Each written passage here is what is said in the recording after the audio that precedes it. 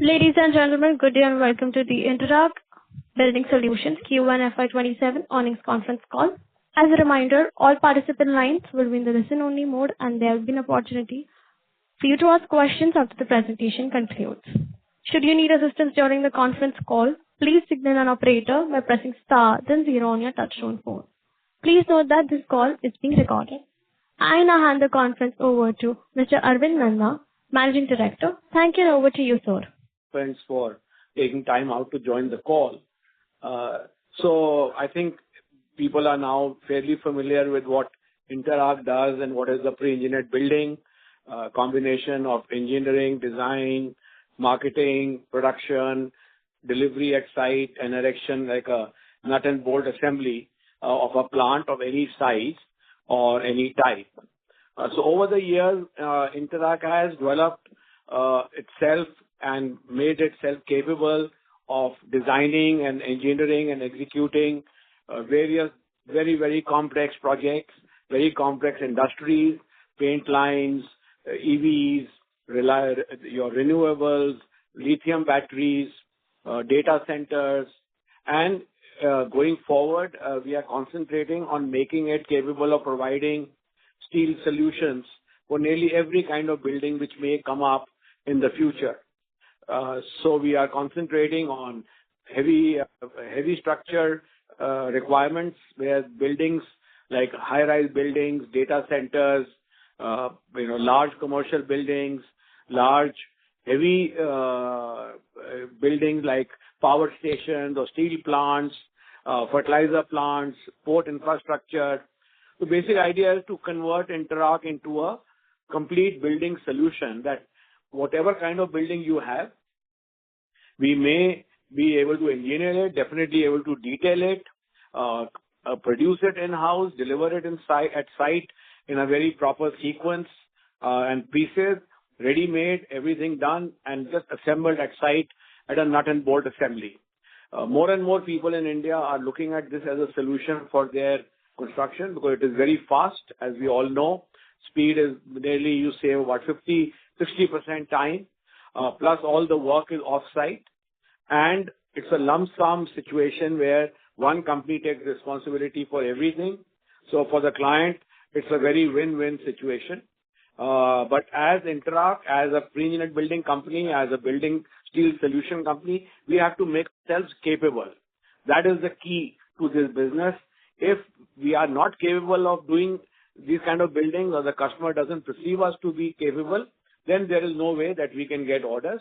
But I'm very proud to say that today we are perceived as one of the top players, and most of the challenging jobs, challenging clients, very complex clients do come to us for even their newer and newer requirements, knowing that Interarch will be able to or can, and if they do and they say yes, then they will be able to execute the challenge, whatever the new kind of buildings may be. So in preparation of that, we have now started our heavy structure plant in Andhra Pradesh on a trial production basis. The official production, commercial production should be by end of this month, early next month. In the meanwhile, we have also started the Gujarat pre-engineered building plant, our first plant in Gujarat, on 9th of July. The phase 2, which should be done by October. So that will be a full-fledged plant during the year, adding to our capacity and making it our 5th fully integrated plant. The second phase of the heavy structure at the same location, the civil works has already commenced, and we hope that the second phase will also be done by March, and in continuation, the third phase by December of next year, to make it a full plant catering to about 80,000 tons of heavy structures, because we see a lot of demand coming from data centers and high-rise buildings. Parallelly, we are also working on a lot of export markets. We have been exporting to Africa and neighboring countries, but US and Canada are very much on our horizon. We have found good buyers over there. We have found a good partner in Canada, as a couple of them, as well as in US, who have started buying buildings from us. And we feel that as they are delivered, the numbers and the quantity and volume of exports will keep going up. We are concentrating on building up that market.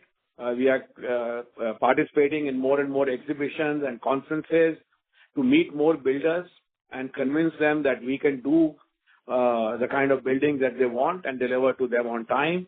So that it should give us a good new stream, at least in 27-28. For our projections, as we have mentioned, we will meet 2150 to 2200 in this year. We are well on target. We have had a 30%, 25% increase in first quarter year-on-year already. We have a very good order book. We have increased our order book in the last 3 months to about 1,860 crores now. So keeping in view that we want to do at least 600 crores per quarter going forward for next 3 to 4 quarters on average. They could be up and down. We have started booking orders on that basis. There are a lot of inquiries, a lot of business available in the market.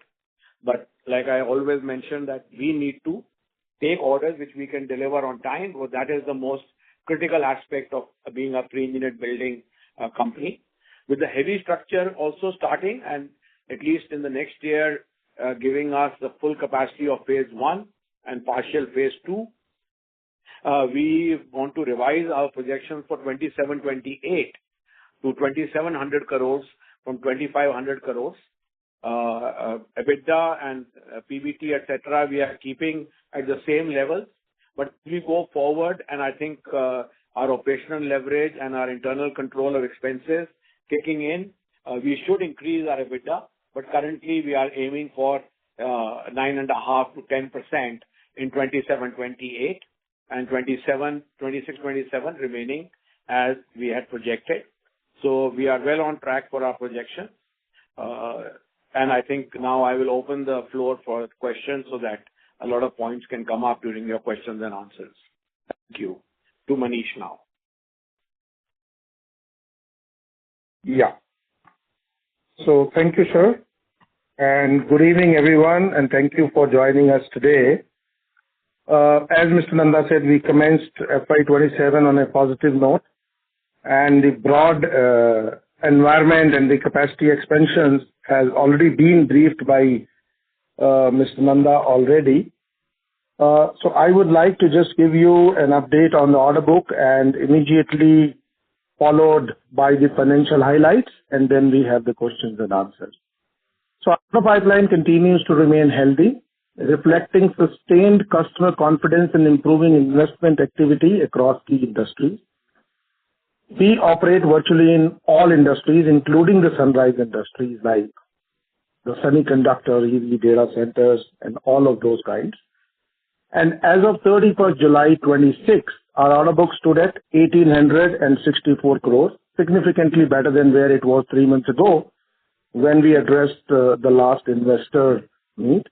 It also includes a major order for a major energy company in Barodara, which is 165 crores.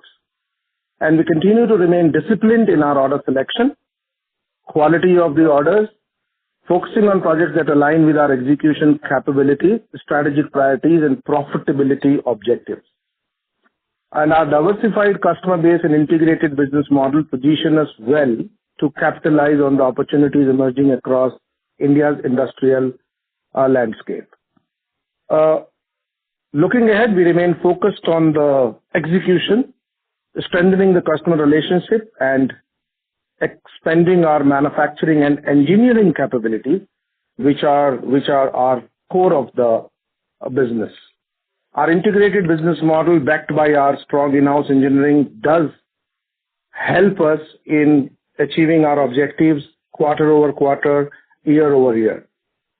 While the first half of the financial year is expected to remain relatively measured due to the seasonal factors in our business, we expect execution momentum to improve progressively as we get out of the monsoon and over the coming quarters. And with a robust balance sheet, expanding manufacturing footprint, disciplined capital allocation, and continued investments in future-ready capabilities, we remain well positioned to capitalize on India's evolving industrial and infrastructure investment cycle. Coming to the financial highlights for the quarter one of FY27, revenue for the quarter stood at 460 crores, registering a year-on-year growth of 20.7% compared to 381 crores in the same quarter last year. EBITDA for the quarter stood at 39 crores as against 32 crores in the last year same quarter, reflecting a growth of 24.6%, which is more than the revenue growth, so the pricing is better. EBITDA margin for Q1 FY27 remained stable at 8.6%. Profit after tax for the quarter remained flat at 28 crores as a function of the other incomes, and which I will explain later. And the total order book, as I explained, is in upwards of 1864 crores. So thank you very much, and we can open the floor for the questions and answers. Thank you very much. Thank you very much. We will now begin the question and answer session. Anyone who wishes to ask a question may press star and one on their touchtone telephone. If you wish to remove yourself from the question queue, you may press star and two. Participants are requested to use handsets while asking a question. Ladies and gentlemen, we will wait for a moment while the question queue assembles.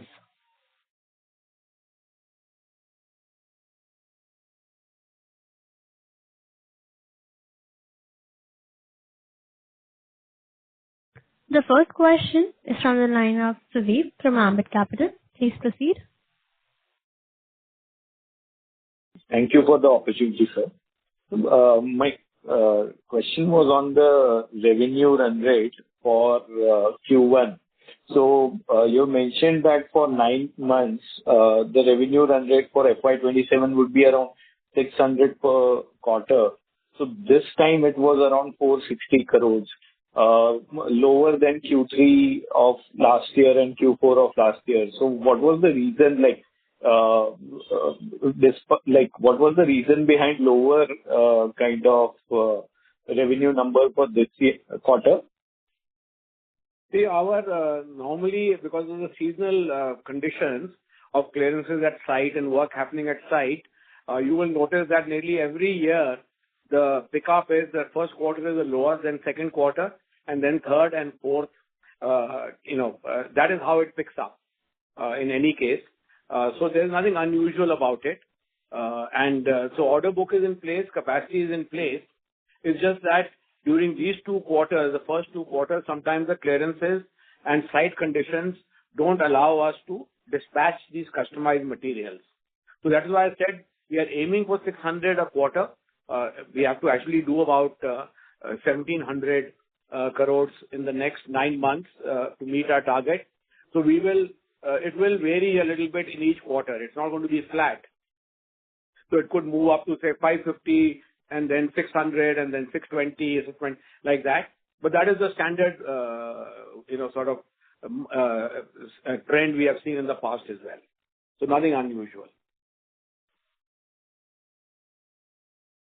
Okay. So it was actually lower than Q2 of last year, and we had a commissioning of capacity 40,000 MT coming up in September, October 25. So that was the reason why I asked, why was it even lower than Q2 of 2026? Well, like I said, a lot depends on our clearances that we get. Q1, Q2 can be different depending where our work is going on. Sometimes in the first quarter there is rains or there is no clearances at certain sites because we are doing work there and the sites are flooded or work cannot be done. And the second quarter becomes better, and sometimes it is vice versa. So there's nothing to worry about it. And what we got into production last September was the second phase of the Andhra plant. The first phase was already there. The second phase, which is about 20,000 tons, came into play in September last year and is being utilized now. So there is no reason to worry because our business is not always the same every quarter. First 2 quarters can vary. So nothing to worry about is that. Sure. Got it, sir. So my next question was on the announcement of QIP, so that is like 250 odd crores. So what would be the kind of envisaged utilization of proceeds? See, we had earlier got approval for 100 crores, in the board meeting 6 months ago, then got the shareholders' approval. Then we figured that there's a lot of change happening in the Indian landscape of industry, and we need to speeden up our expansion plans. So the basic fund utilization is that the phase 2 and phase 3 of heavy structure, which I mentioned earlier, in Andhra itself, will be about 150 crores. We wanted to speeden it up. Earlier, it was going to be a little slower, one phase a year. Now we are doing in 1.5 years, all 3 phases. Then another plant in Gujarat to meet our pre-engineered building requirements. We will need another plant in Gujarat, for which we already bought the land. So that's another 50 to 60 crores. And 50 to 60 crores will be required for our what we have signed our MOU with the Canadian company to set up a 100% export unit for steel structure, which is called open web joist system, to be exported 100% to them. And so that is overall, sort of broad figures, about 50 crores in heavy structure, 50 to 60 crores in the Gujarat plant 2, not phase 2 of this, but plant 2, and the open web joist system, 100% export unit. And to just give you an idea, the last time we raised funds was in the IPO, about 180 crores. And till today, we have already spent about 240 crores in CapEx in the last 2 years. 2 years, say from 1st April 24 to now. So the idea is to speeden up the expansion and not wait for internal resources, because right now the market is picking up and we feel that we should be a major participant in the market. Sure. Thank you, sir. Those were my questions. Thank you. Thank you. The next question is from the line of Anuj Shah from Phillip Capital. Please proceed. Thank you for the opportunity, sir, and congratulations on steady set of numbers. Coming on to the JV that we signed, sir, with ER Steel in Canada, could you just elaborate on the rationale behind this partnership and synergies that Interarch expects to derive in terms of, say, technology or, product capabilities, customer acquisition? What sort of revenue potential do you envisage from this venture over the next couple of years, 2 to 3 years time frame? See, we had met this company a year and a half ago for basically exports of pre-engineered buildings to Canada and North America. So while we were talking to them and they visited our factories and met us, and they felt that we had the capabilities because the North American market requires very high quality and very precise deliveries. They are very conscious of that while they are ready to pay the price for it. So they felt that there is a system called open web joist system in US, which is very commonly used, but only in the North American market. Very few other countries in the world, and India, of course, doesn't use at all. So they felt that there's a huge market in North America. And if we collaborate, that means we concentrate on the marketing, on the manufacturing and the factory part of it, and they concentrate on the sales and the engineering and getting the customers, that we can build up a good market for it. There has been buying in the past from other players in US, and it's there are not that many players because this is a item which requires a lot of manpower and manufacturing, which US and Canada don't seem to be very competitive in. So the idea was that let's set up a joint venture. We concentrate on the manufacturing part, make the item they sell, they send us the orders, we manufacture and we supply to them, and the Canadian and US part is looked after by them. Whether it is sales, whether it is collection, whether it is installation, everything is looked after by them. So we are very keen overall to build up an export market. So we feel that export should be an important vertical going forward. And right time to build up is now, when there's a lot of demand from North American market also and other countries as well. And we are in a good position to, sort of give our expertise that we have developed over the last 25 years in manufacturing, in design, in quality standards to other people and leverage on that. Exports will be more profitable. Prices there are higher. We will make more profit. The expense on sales marketing is zero. Expense on project management is zero. So therefore, we feel that exports is very important. And this is a part of that overall strategy. Over a period of time, this plant is being set up for about 15,000 tons. So I feel that over a period of time, if we take an average price, currently we can take about $1.50. So it will be about $22-23 million full capacity. But of course, it will take 2-3 years because it's not going to be overnight that we'll get this figure. In our first phase, we are planning about 4,000 to 5,000 tons, which will give us a sale of about $7.5 million. So about say 70-75 crores with a good, I would say maybe with a 20% EBITDA margin on that, and capacity is of course 3 times of that. So in the next 2 to 3 years, I think it should develop into. If the production time is 1 year, we should be in production by 1st July or end July next year, and then it will take us about 2 to 3 years to build up this capacity. That is our idea. Maybe it will be faster, but of course we will be ready to expand into another phase of this if the demand picks up. That is how we are planning it. So overall, this plant will give us about $22-23 million of sales from India, and a profitability of about 20% is what we are aiming for. Okay, understood, sir. My second question is, sir, what is the current capacity utilization that you've done in Q1, sir? So we have a current capacity of approximately, with the Gujarat plant also coming up, of about 200,000 to 220,000 tons. And if I'm not mistaken, I think we have done about 190,000 tons last year. Manish, is that the right?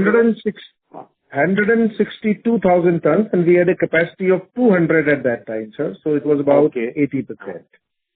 Okay, so you can answer that question in full to them. Yeah.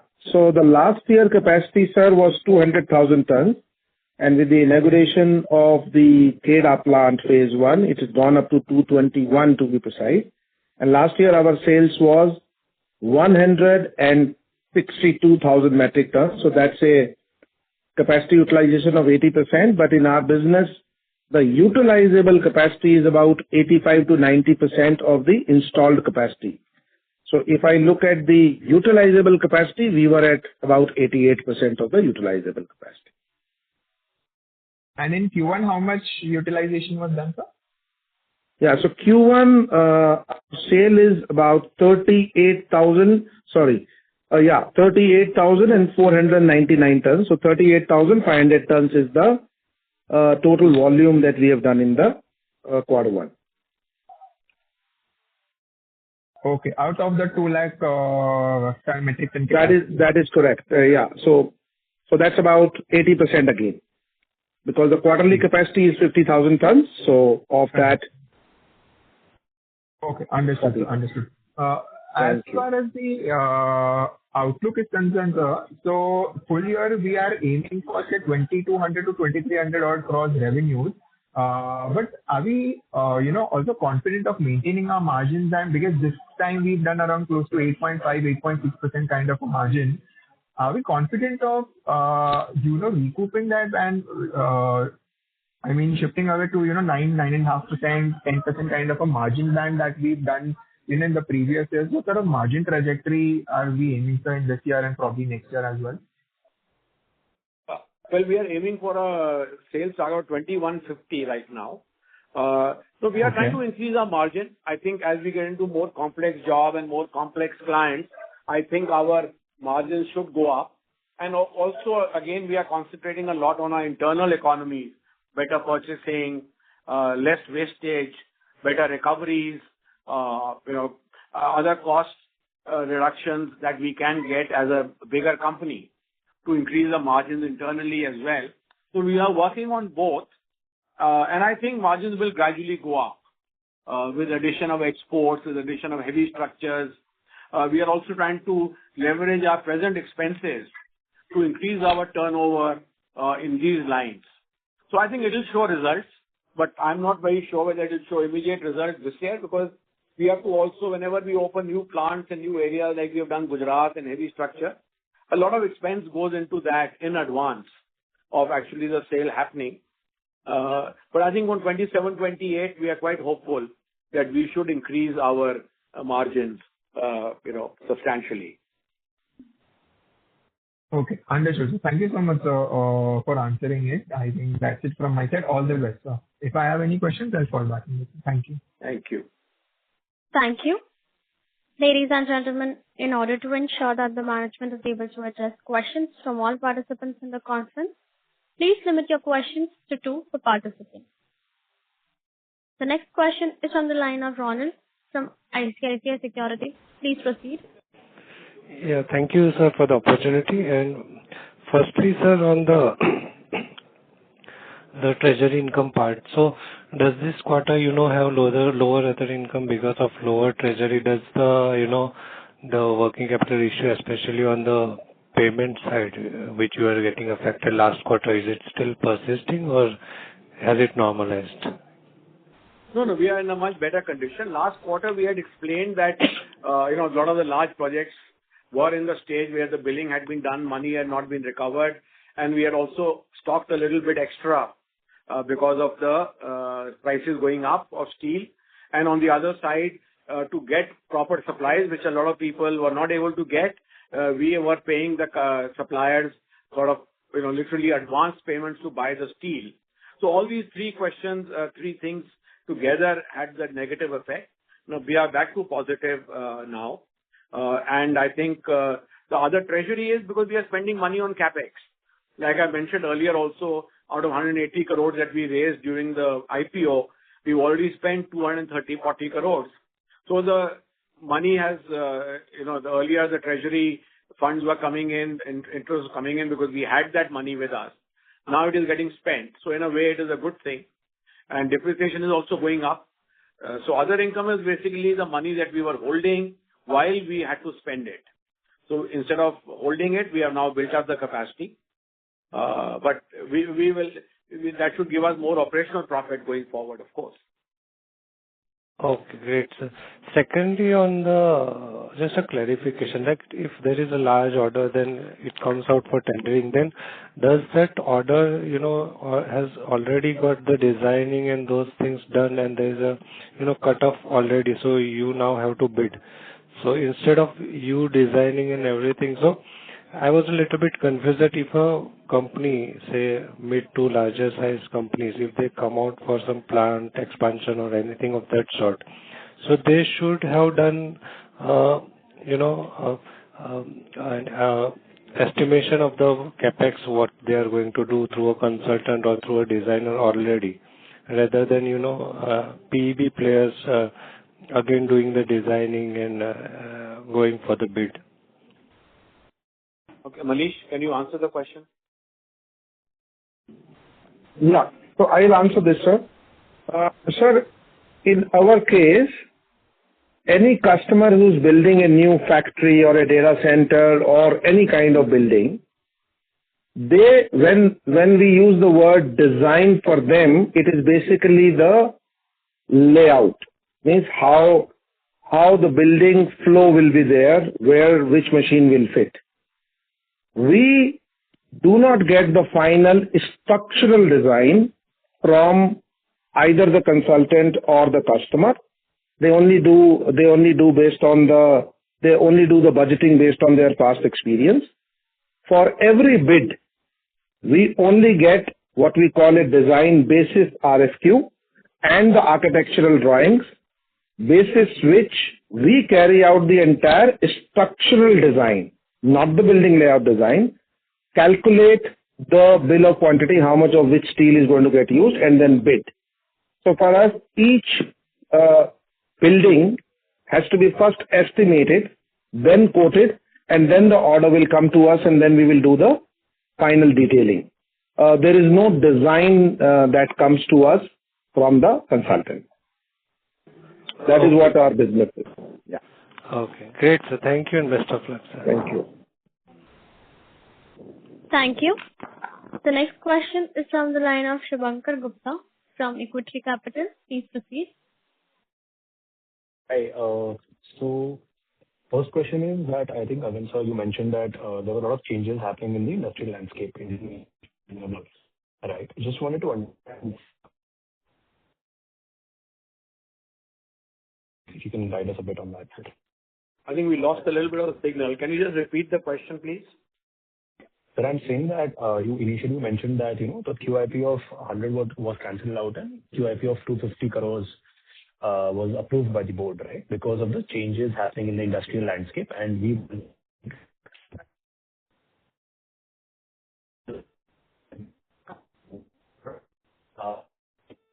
Mr. Shubhankar, your line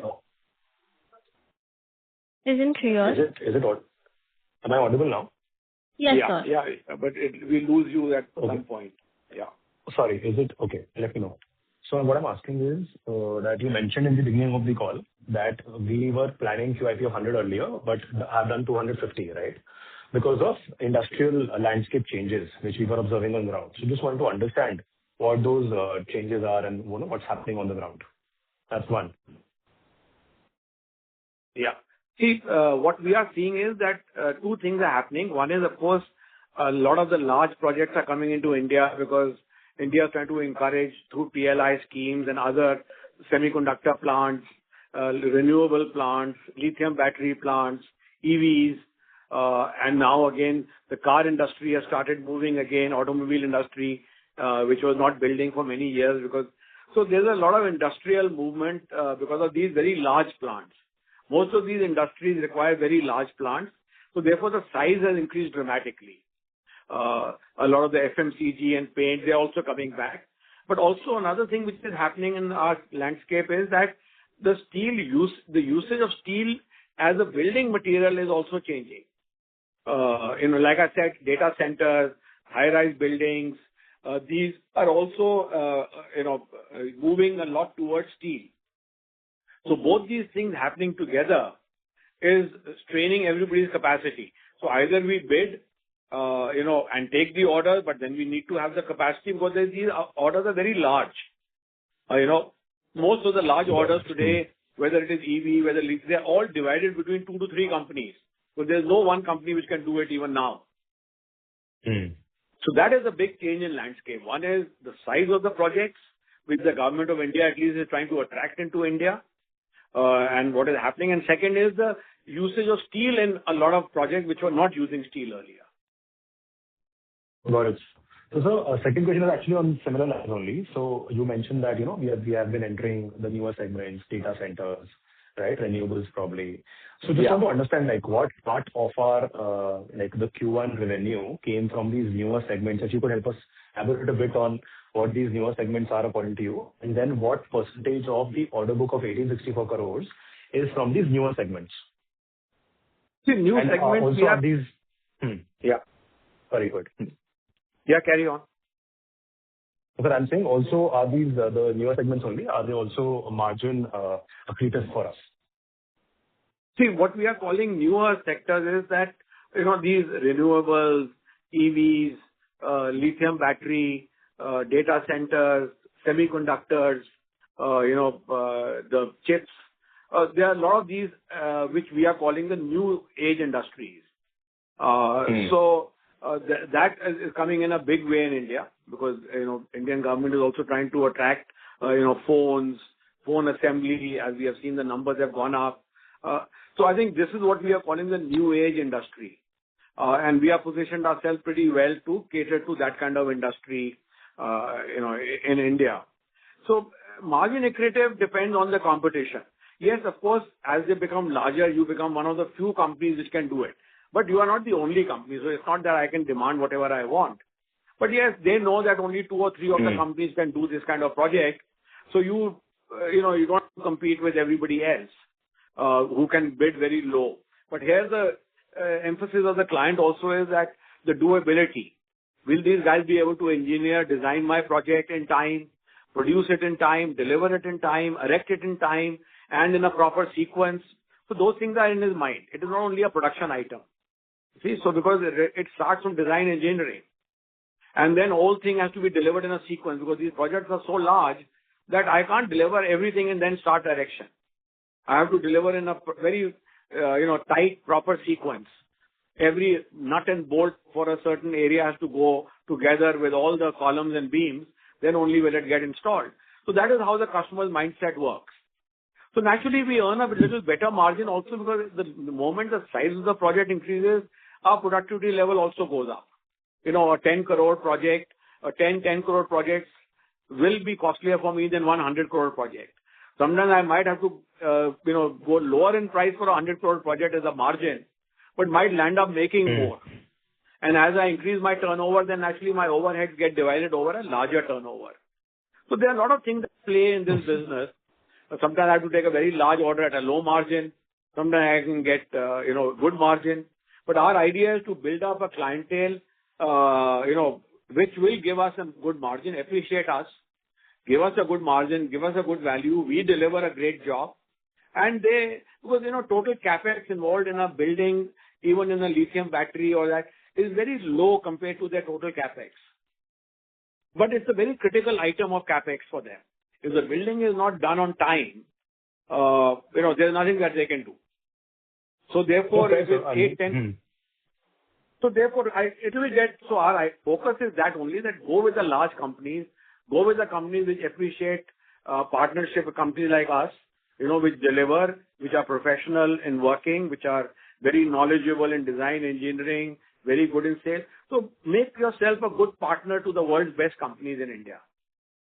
And then I think it will come. So we can only do the effort. The results sometimes are not really in your control, but our effort is to reach a point where we do make much better profits than we make today. We don't think we are making very good profits. We should do much, much better. But then everything is not in our hands. Yeah. No, fair. So I mean, just my questions on this were from Q1, like what are the newer segments which you just mentioned? What percentage of will be? I don't have the exact breakup. Manish, do you have the exact breakup, or we can send it to them later? Oh, we can send it to them later, but I can tell you that part of the next part of your question, that how much of our order book is through this new age industry and new segment, that's about 35%. 35%. Okay, got it. That's of the remaining order book, with the new age industries as well as the new sector, which is the multi-story buildings and data centers and hotels and all of that. Got it. No, that's fair. Thank you. I have actually another question I can ask later also, probably, if I take not too much time. Thank you. Thank you. The next question is from the line of Akshay Kolekar from Dalal and Brocha. Please proceed. So my question is on basically the PEB business. So based on the recent conversation in a call, and from last 1 to 2 years you are doing capex. So is it like this industry look like quite capital intensive? So will you agree that the sustainability in a growth in business is difficult without regular investment, that like in PEB industry require capex in manufacturing capacity? Like how should investor think about this? Yeah, that's it. That's my first question. You see, how much you want to expand capacity. That is the key in this. It's up to you. I mean, you don't have to expand capacity if you don't want to increase your business. But we feel that we are in a very good position in this industry. The country is in a very good space where it is expanding fast. People need to build faster, build bigger. They are shifting to steel as a building material very easily. They want to deal with one company as a lump sum, one-stop shop kind of a thing. So we are in a very good space. So we are building capex at a speed where we feel that we can cater to the market. And like I've always mentioned, that for us, it is a four-legged animal. So just by putting money in the factory, which is what is most visible, it doesn't make a pre-engineered building company. I have to make sure that my sales, marketing, design engineering people, project management, certified builders, truck drivers, trade, everything is in place before I can get an order and execute it. Most visible in expenditure is, of course, the factory. But it's entirely up to us. We feel that our clients are growing. They want to give us more business. Many times I have to refuse and not be able to take it. So that is, I think, a company choice. It's not a business. Otherwise, I don't think we are a very high capex kind of a company, business as well. But it's our choice. We want to grow fast. We want to take advantage of the changing situation. And we have made up our mind that we have to be in the top 2 companies in India, come what may. And actually, we cannot be in the top 2 companies if we don't have the capacity. There's no question. So that is our decision. Okay. Got it.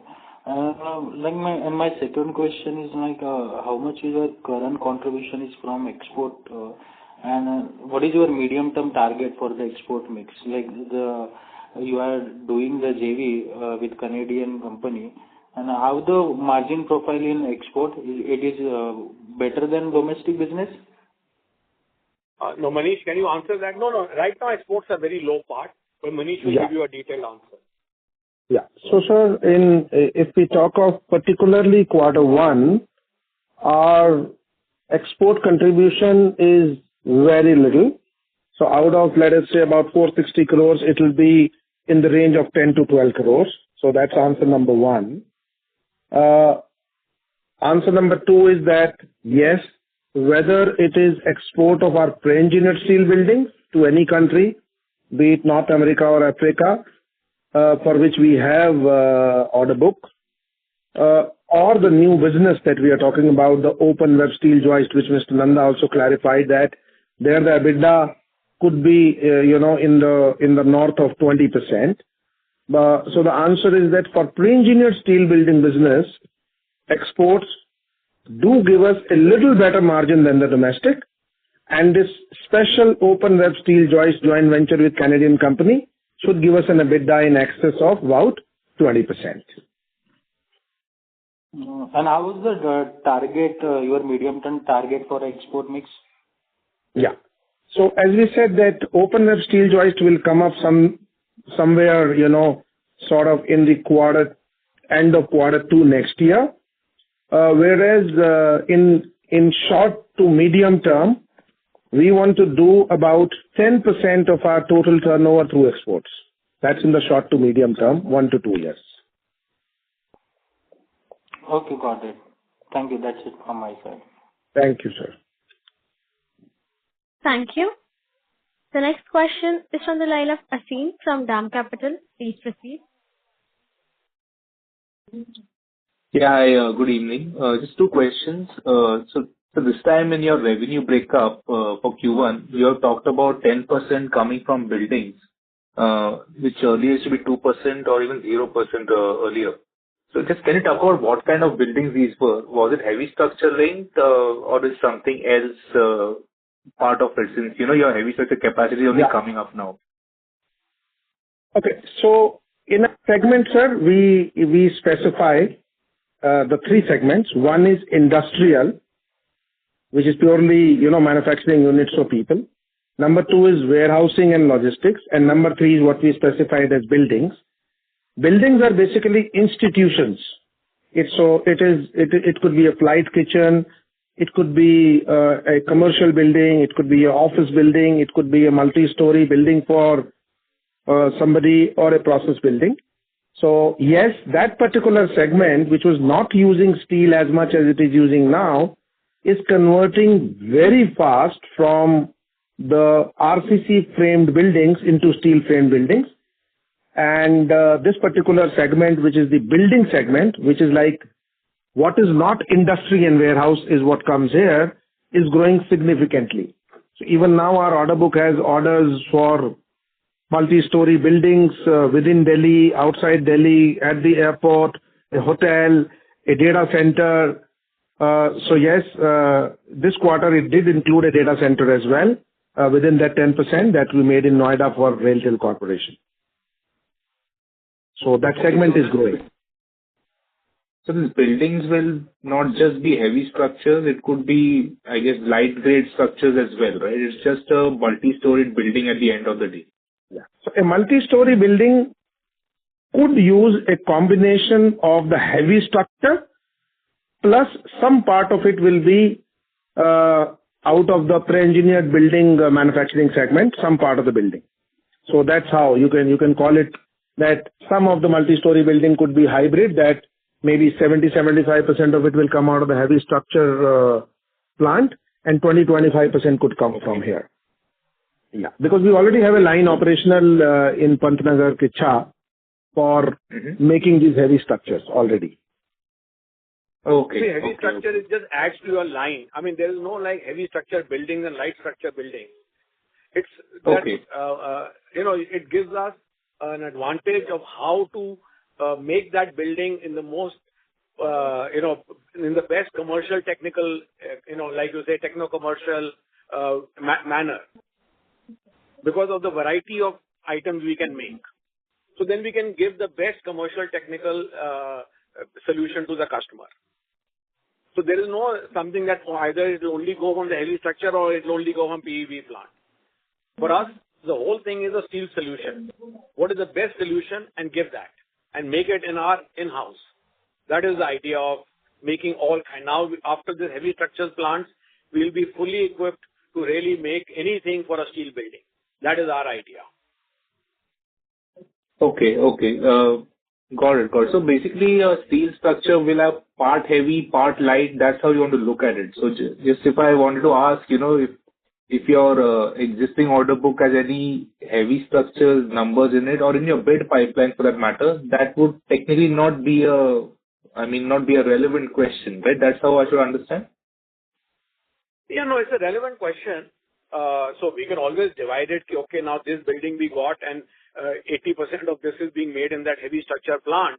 So we can divide it like that.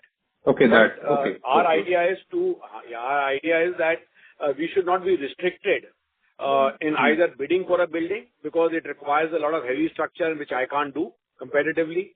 So we were earlier restricted in many kind of buildings. We were not able to bid because we were not competitive since we didn't have our own heavy. So no, you can divide it, but for us it is to give the best solution to the customer. Got it. Okay, and just lastly, I still ask, so in your, now that your heavy structure line has started, or rather will start by next month, I'm assuming your heavy structure part of your order book will be still negligible, although you just say that 35% is new age, PEB and heavy structures. But in terms of bid pipelines and all, are you already bidding for projects which involve heavy structures plus the lighter grade? Yeah, as a general strategy, we start going into the market much before we set up our plant. Even though we might not take orders and get it made from somewhere outside, but as a general strategy, we always make sure that there is a market and we can bid for it. And yes, if we had our own plant, the customer would give us the order also. We have to have that position. We can't do it after we set up the plant. So, in fact, we already have our first order, which we will put into trial production and commercial production for a data center to be manufactured in the new plant. So, we already have that thing. But yes, of course, we have to do it a little slowly because the speed, the quality, the quantity, what we can deliver is a little, something new for us. So, these are completely new machines, different processes. And like I said, as Interarch, we are always very concerned about our reputation, that once we take something, we have to do it. So business is there. There's plenty of business in the market, that is available. And think everybody is doing well. Companies like GSSL, Syscall, they are all reasonably full companies which are doing mainly these kind of buildings. So I don't think business will be a problem, but we are taking it slowly because we want to, not have a misstep going forward. That's why from next year we are taking about 200 crores of this business added on to our projection and increase the projection to 2,700 crores. And then another quarter or two we will know, and then maybe we'll revise projection but our idea is always to be a little cautious. Fair enough. Fair enough. Okay. Thank you very much for answering my question. Thank you.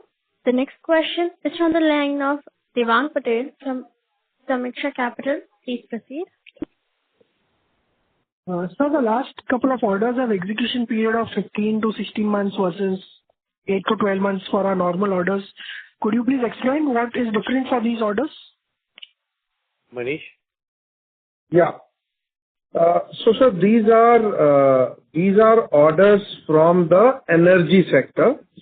So some of them are for the halls for the HVDC transmission lines, wherein the engineering and the site clearances takes a bit longer than a standard industrial project. And that is why these orders have a little longish period.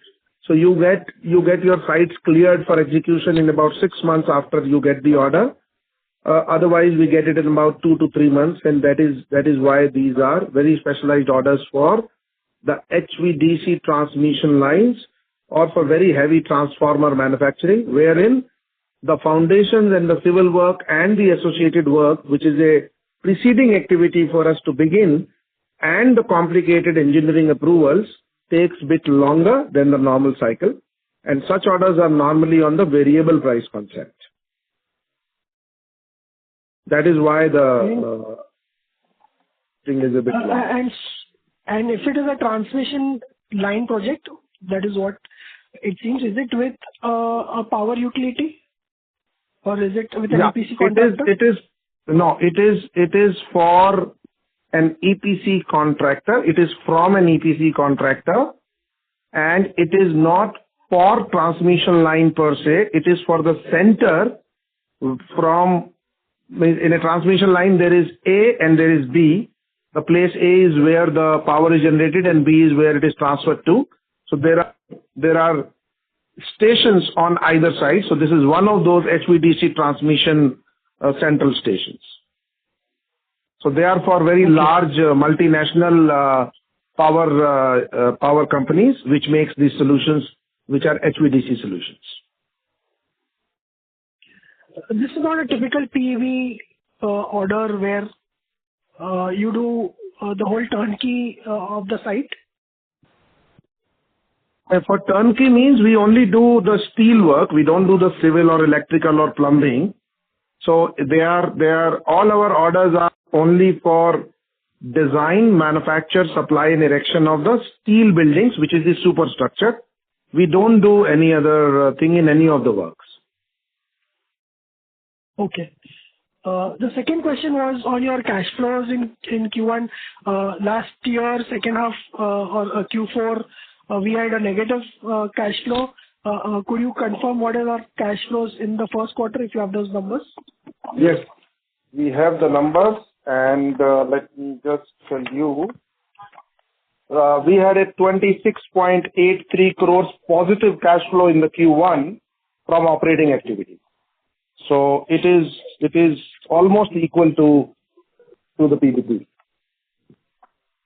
So 26.83 crore is the positive cash flow from operations during the quarter.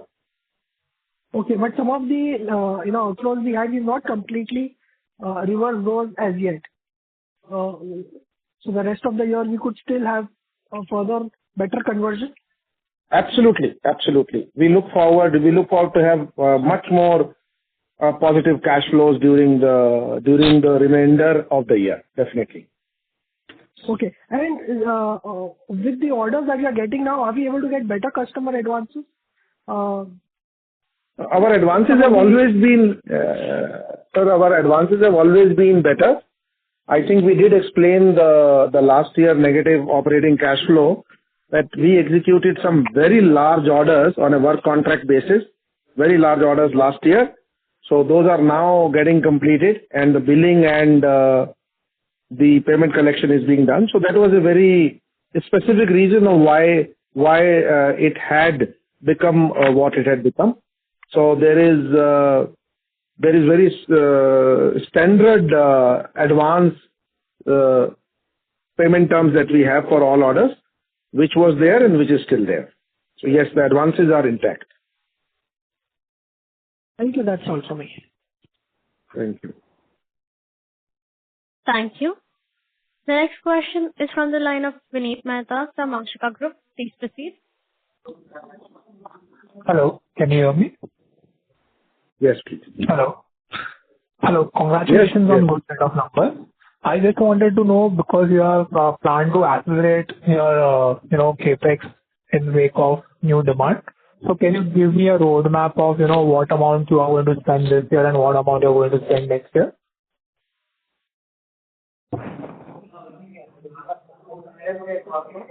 Turnover figures?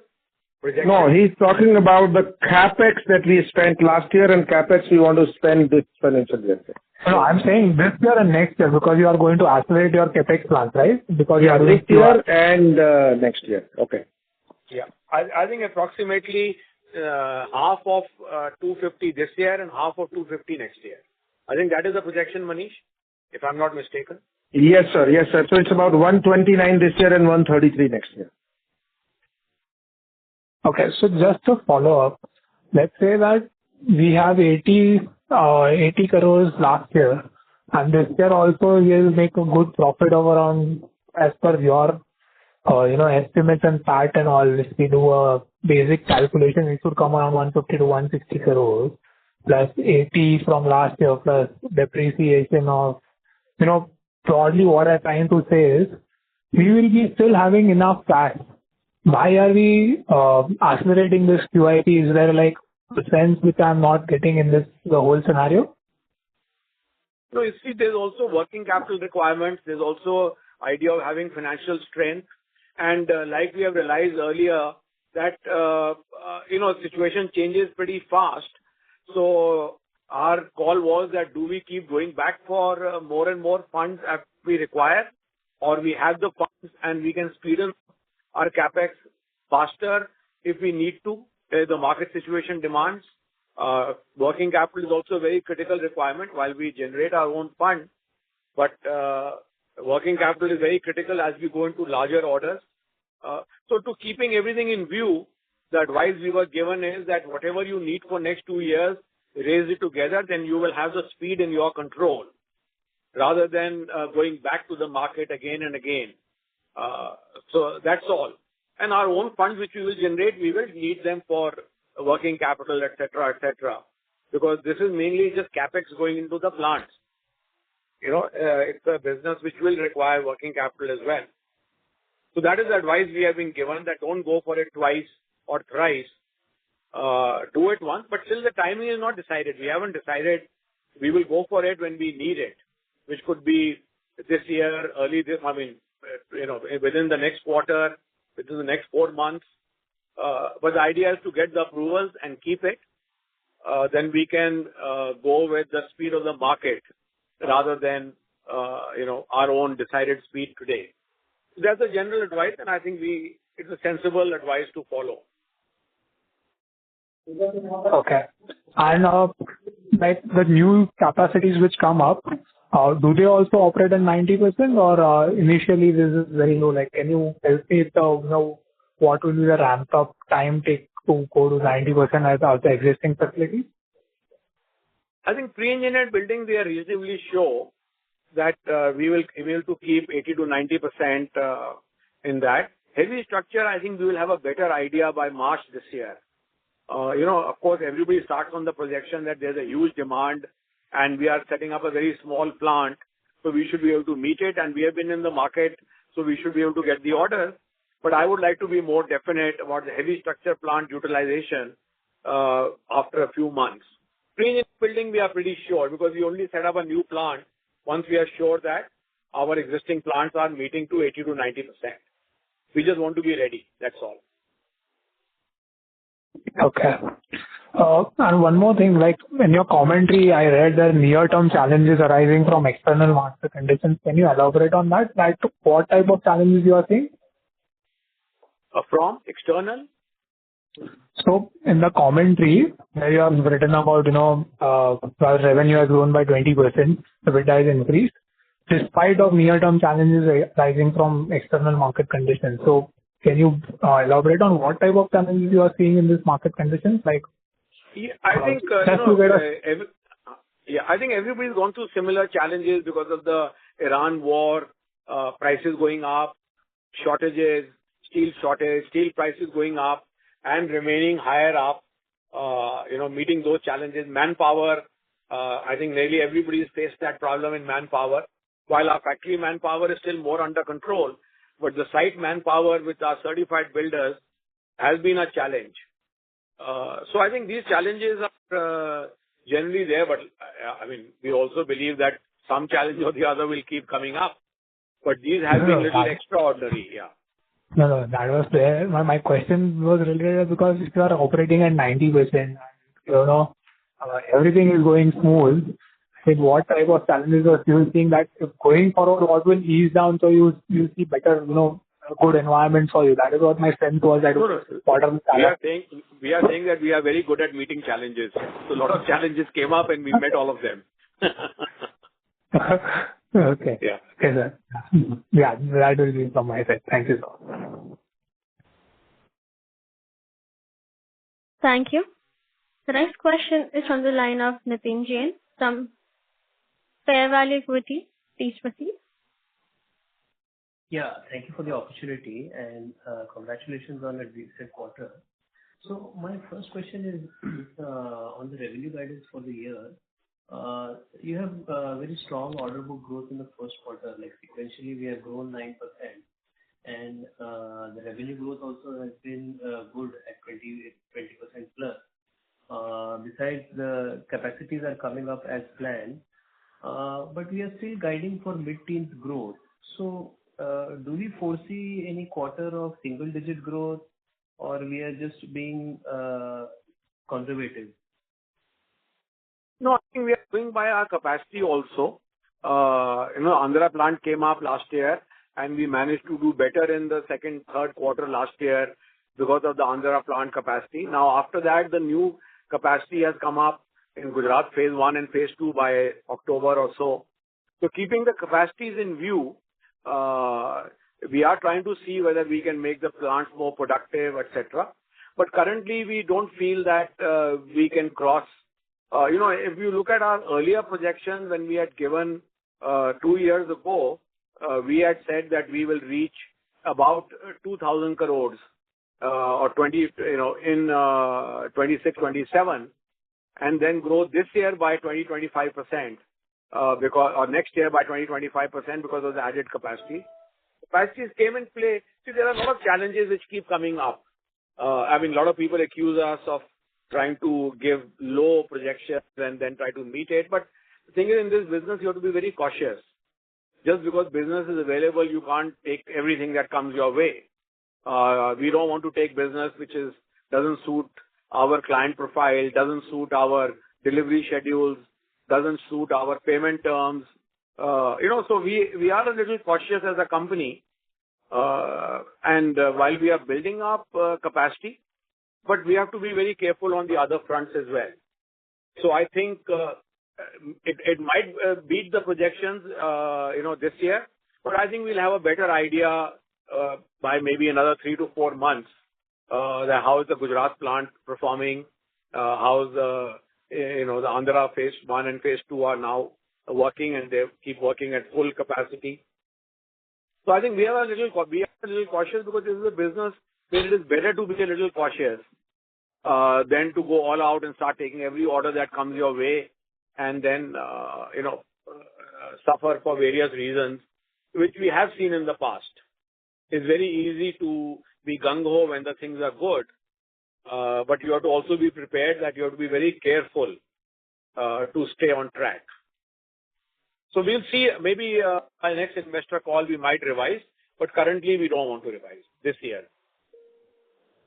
Right. No, sir, the only reason I'm asking is, despite the difficult circumstances in the last 3 months that we have seen, we have done very good on the profitability side as well, despite the steel prices going up.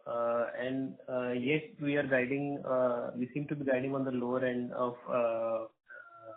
13 to 15%. So I'm not able to. Do we foresee any single-digit growth quarter in the next 9 months?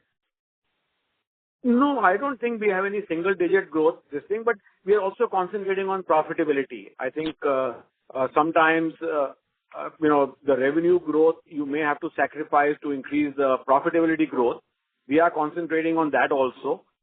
We are concentrating on trying to get better payment terms from customers, better pricing from customers. So I think it's a thing with many balls up in the air, but we also want to focus on profitability. That is also very critical for us. To take orders and keep reducing your profitability. I don't think it's a very good idea in the long run. So we are doing all that. I think let us see what happens. Right now, we feel that if this kind of turnover we can do with better profitability, we'll be happier than trying to achieve a higher revenue and not increase our profitability. Would that current market conditions also give us an opportunity to increase our profitability? And challenges are there because there are a lot of fluctuations in your freight, your labor have gone up. So erection prices have gone up. So a lot of challenges are there, but we are concentrating on improving profitability also. Well, we have been trying for some years, but I think that should be also our focus going forward. You're not missing anything, but we are trying our level best. That revenue growth without profitability growth doesn't make much sense to us. So we are trying to do both. Okay. My second question is on the finance cost. They seem to have jumped around 28-30% this quarter, which is faster than the revenue growth. So if you could clarify what is our debt to equity as of the quarter one, and would we be utilizing some part of the QIP for debt reduction, or will it be solely allocated to fund the growth? Thank you. That's all from my side. I think the financial cost might be looking higher because the interest earning is not there. Otherwise, I don't think, if I'm not mistaken, I don't think there's any increase, and we have no debt. So there is no debt repayment or anything like that. All the QIP money will go into CapEx because we are a zero debt company. But anyway, maybe I might be missing something, Manish. Is that correct? No, you are right, sir. So I would like to just clarify. The upward trajectory in finance cost is a function of our interest income not being there because we had IPO money and we had surplus cash which we had parked in FDs, which was earning us interest and which we now spent in CapEx. Therefore, the interest income is not there. And since it is below the line, the finance cost seems to have gone up. Manishji, can I add something here? Yes, please. Because he is comparing the 2 quarters in terms of finance cost only. Yeah. It's with the growth, non-fund based limits. No. No, what I'm saying is this quarter we are at 82 and last year same quarter we were at 64. So yeah. You take new fresh announcements, so bank charge you one time processing fee. So there were some announcements to meet the growing needs of the business. So those processing fees one time were paid in this quarter. Some increase because of that. Finance, especially the finance cost. Okay, that's very helpful. Thank you. Thank you. And rest of the answer Manishji and answer has already given to you. That yeah, so we don't really have a debt and equity ratio because we have no debt.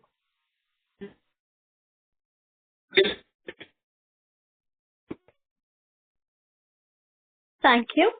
The next question is from the line of Rahul Kumar from Vakaira Fund. Please proceed. Yeah, hi. Just one question. The revenue guidance which you have given for FY27, does this include any business from the heavy structural projects? And and what does this revenue mean in terms of, the volume growth versus FY26?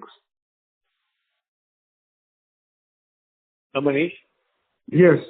So, yes, it does include, and I think we have clarified in today's call well enough that heavy structure is not really purely in the, new plant. But yes, it will include about 100 crore rupees of what will qualify to be heavy structures, 150 crores of that. And in terms of the volumes, we will grow around 18% in the volumes. So volumes will be approximately 190,000 tons for this year. Okay. Thank you. Second question to Nanda sir. Sir, what is the kind of competitive intensity you're seeing on the, the new projects? Are you seeing any, other players actually being a bit more aggressive on the pricing front, especially in the context of, the expansion by a lot of other players? You see, this is a business which is, to my mind, a very highly segmented business. While there is one word for it, pre-engineered building, but, many times I give an example, it is like a transport or a, auto industry. Auto will include a two-wheeler and go up to a Rolls-Royce or a plane or a train. So it is actually very segmented now. And I think we all concentrate on our own market, on own clients, and the demand is moving much, much faster to my mind than the competitive players who are coming in. And I think everybody has something to add to the, market in that sense. As long as there is good competition, you see, what worries us in pre-engineered building and what has happened in the past is some bad quality players coming in.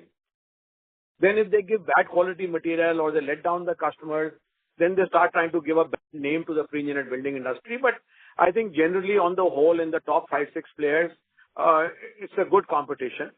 Everybody is developing either their regional geography or their, key clients or key industries. And we have our own, we do our own marketing.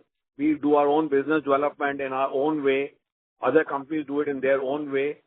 So competitive can only be if the size of the pie remains the same. I think that is not happening. Pie is increasing dramatically. From 3 companies between 2003 and 2008, today there may be 300 companies.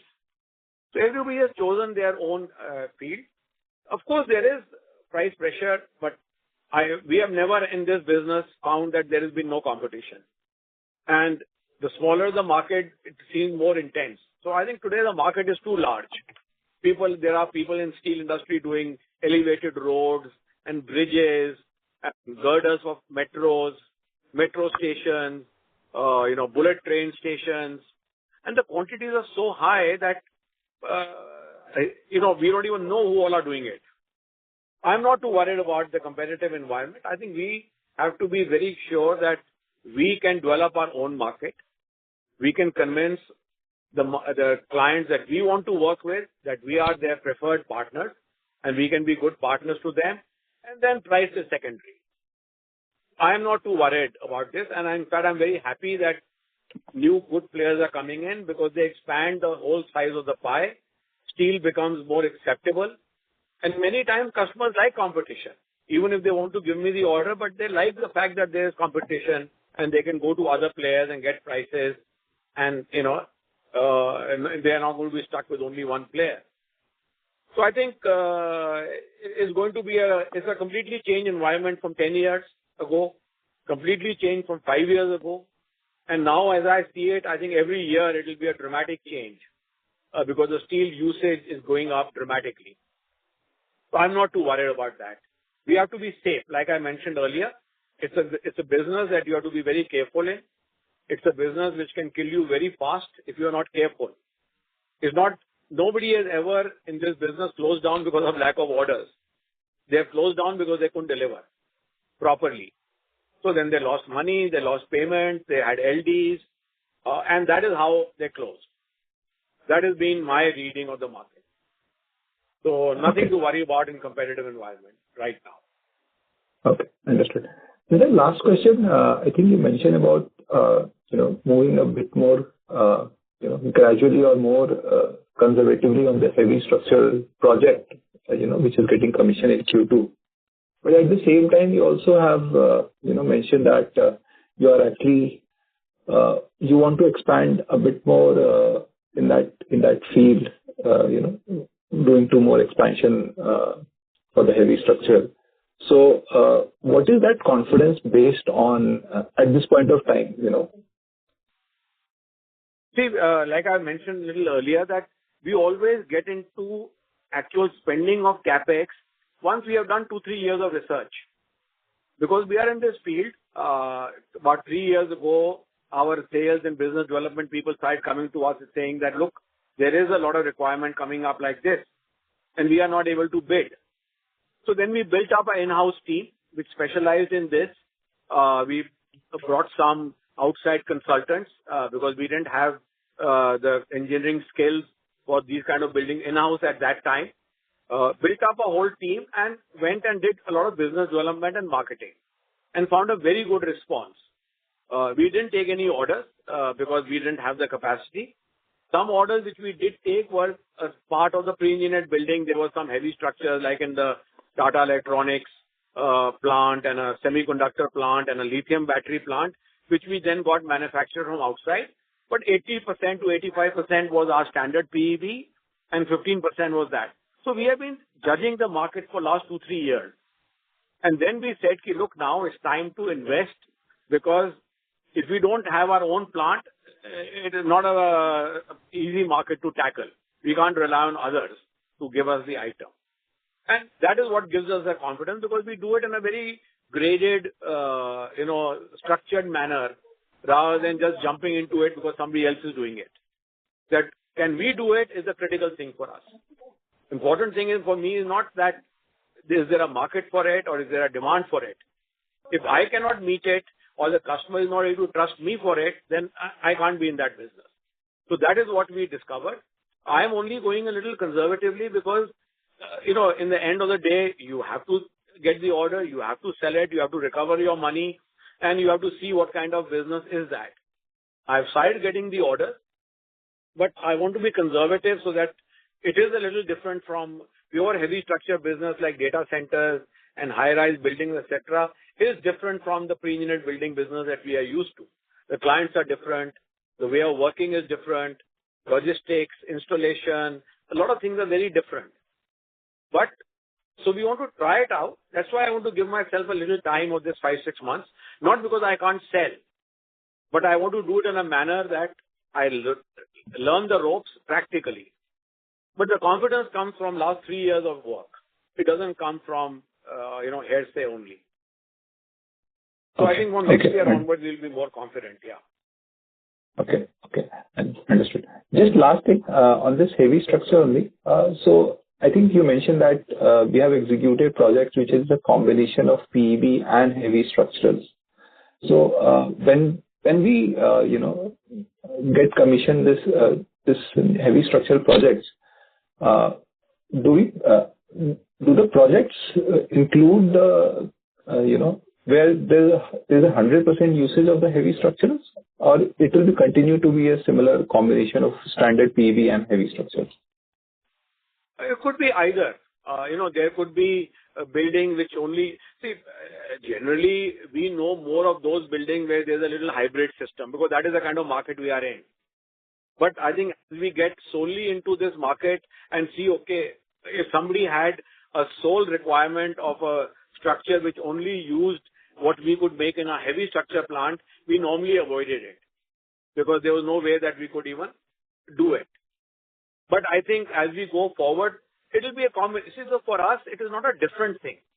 I know it sounds a little different, but for us, it is heavy structure means that till now I could do a column or a beam or a hot rolled section welded, of a certain weight. Once it went over 4 to 5 tons, I didn't have the capacity in my plant to do it. But now I can go up to 20 tons. So that is the basic difference. The column might look the same as my standard PEB column. The beam might look the same.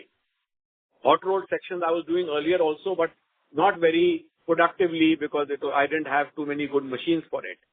So heavy structure is basically adding to our capacity to do more kind of buildings, more kind of structures, rather than being a totally new thing. I think we have to view it that it adds greatly to our portfolio. When we say how are we doing R&D or how are we participating in other buildings? Because like I said earlier, it's a very segmented business. So to cater to more segments, I have to then, do more kind of structure so that I can do their building. So it could be either. It could be a hybrid. I see more hybrid going forward for us, which is the most useful for us because very few heavy structure companies can do hybrid. And very few pre-engineered building companies can also do hybrid. So we will be in a good position to bid hybrid and make it very commercial, technically viable for the customer. But yeah, I think going forward, it could be either. We are not really concerned long as we are selling, and it can be used. But like I said, on the commercial, technical, both the issues, I think we will be in a more favorable position with these new plants. Okay. Understood. Thank you, sir. Thank you. Thank you. Due to time constraints, that was the last question. I now hand the conference over to the management for the closing comments. Over to you, sir. To me? Yes, we have to say thank you to the investors. Okay. Thank you very much, everybody. I'm sorry we couldn't take all your questions, but we are fully open to any questions. You can contact us anytime through SGA, through Ambit, through our own office directly, and any site visits, any plant visits you want. We are a totally open and transparent company, and we welcome suggestions, we welcome improvements, and we welcome all sorts of questions. We are open to personal meetings also. We do a lot of non-deal roadshows on Zoom as well as personal. So please contact us if you need anything. But thank you very much for joining this call, and thank you very much for your patience. Thank you. Thank you. On behalf of Ambit Capital, that concludes this conference. Thank you for joining us, and you may now disconnect your line. Thank you. Thank you. Thank you.